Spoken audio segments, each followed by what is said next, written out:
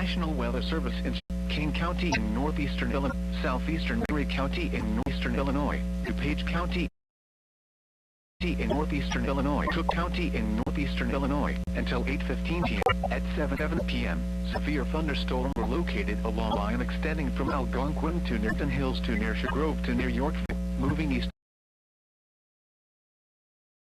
at 50 miles per hour. 70 miles per hour as hail. Source, radar indicated. Impact, hail damage to vehicles is expected. Expect considerable tree damage. Wind damage is also likely to mobile homes, roofs, and buildings.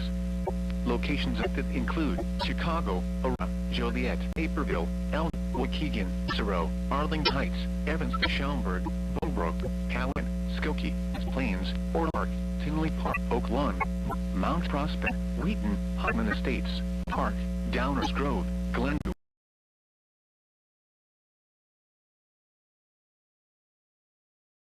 Elmhurst.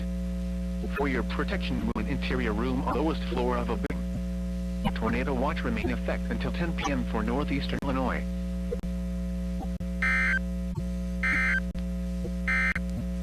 A severe